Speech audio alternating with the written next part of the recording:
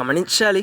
ఇప్పటి వరకు తప్పులు చేస్తూనే ఉన్నాను కదా, ఇప్పటి వరకు దేవుడు వ్యతిరేకించే జీవితాన్ని కలిగి ఉన్నాను కదా, ఇప్పటి వరకు పాపంలోనే జీవిస్తూ ఉన్నాను కదా, ఇప్పటి వరకు దేవుడు అసహించుకునే జీవితాన్ని జీవిస్తూనే ఉన్నాను కదా, ఇప్పటి వరకు నా సొంత ఇష్టాన్ని నెరవేర్చుకుంటూ దేవుని మాటలు పట్టించుకోకుండా జీవిస్తున్నాను కదా. ఇప్పుడు దేవుని దగ్గరకు వస్తే దేవుడు నన్ను క్షమిస్తాడా? దేవుడు నన్ను చేర్చుకుంటాడా?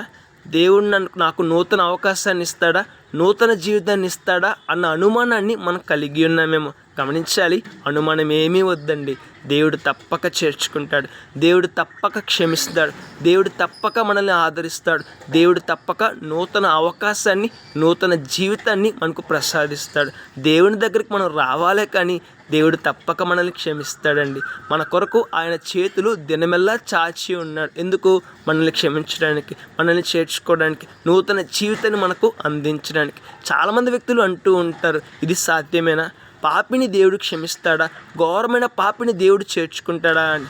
గమనించాలి, పరిశుద్ధ గ్రంథంలో ఎన్నో సందర్భాలు రాయబడి ఉన్నాయండి. ఎన్నో సందర్భాల్లో దేవుడు ఘోరమైన పాపులను క్షమించి ఉన్నాడు. ఒకసారి చదువుదాం, పరిశుద్ధ గ్రంథాన్ని చదువుదాం, దేవుడిచ్చే నూతన జీవితాన్ని పొందుకుందాం. మన తప్పులు, మన పాపములు, మన అతిక్రమాలు దేవుని దగ్గర ఒప్పుకుందాం. దేవుడిచ్చే గొప్ప అవకాశాన్ని, నూతన జీవితాన్ని పొందుకుందాం. రేపటిన శ్రేష్టమైన ఆశీర్వాదాన్ని పొందుకుందాం. May God bless you.